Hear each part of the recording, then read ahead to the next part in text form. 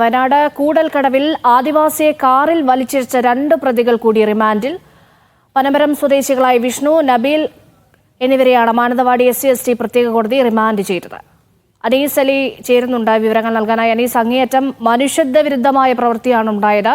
വിവരങ്ങൾ എങ്ങനെ?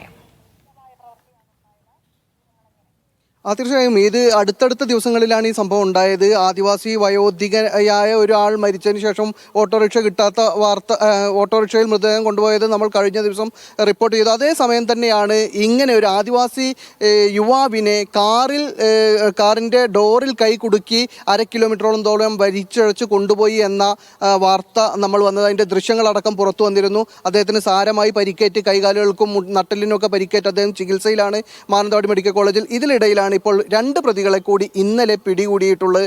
പോലീസ് ഇന്നലെ കോഴിക്കോട് നിന്നാണ് അവരെ കസ്റ്റഡിയിലെടുത്തത് എന്നാണ് പോലീസ് അറിയിച്ചിട്ടുള്ളത്.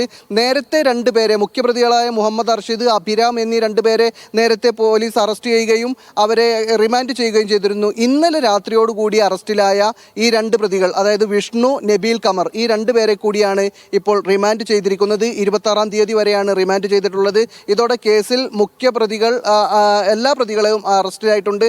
4 പേരാണ് കേസിൽ പ്രതികളായിട്ടുള്ളത്. 4 പേരെയും പോലീസ് കസ്റ്റഡിയിലെടുത്തു. അതിനുശേഷം അറസ്റ്റ് രേഖപ്പെടുത്തി ഇപ്പോൾ റിമാൻഡ് ചെയ്തിട്ടുണ്ട്. എന്തായാലും ഇതിൽ അവർക്കെതിരെ ആദ്യഘട്ടത്തിൽ തന്നെ വധശ്രമത്തിന് കേസെടുത്തിരുന്നു. പിന്നീട് SC/ST അതിക്രമ നിരോധന നിയമപ്രകാരമുള്ള വകുപ്പുകൾ കൂടി ചേർത്താണ് ഇപ്പോൾ കേസെടുത്തിട്ടുള്ളത്. വലിയ തരത്തിൽ മനസാക്ഷിയെ ഞെട്ടിച്ചൊരു വാർത്ത തന്നെയായിരുന്നു അതും.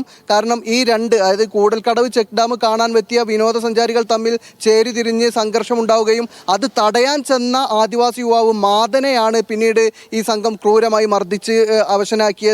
കാറിൽ, അതായത് ഒരു പരിഷ്കൃത സമൂഹത്തിന് ഒരിക്കലും ചിന്തിക്കാൻ പോലും കഴിയാത്ത രീതിയിലാണ് കാറിന്റെ ഡോറിൽ കൈ കുരുക്കി അവർ 1/2 കിലോമീറ്ററോളം ദൂരം വലിച്ചിഴച്ച് കൊണ്ടുപോയത്. മാനന്തവാടി പുൽപ്പള്ളി റോട്ടിലായിരുന്നു ഈ സംഭവം ഉണ്ടായിരുന്നത്. ഒരുപാട് പേർ ബഹളം വെച്ചതിന് ശേഷമാണ് അദ്ദേഹത്തെ കാർ യാത്രികർ ഉപേക്ഷിച്ചത്. എന്തായാലും അതിനുശേഷം പിന്നീട് ഫോൺ സ്വിച്ച് ഓഫ് ചെയ്ത് ഒളിവിൽ പോയ ഈ 4 പ്രതികളെയും ദിവസങ്ങൾക്കുള്ളിൽ പിടികൂടാൻ പോലീസിന് കഴിഞ്ഞിരിക്കുന്നു. ശരി അനീസ്.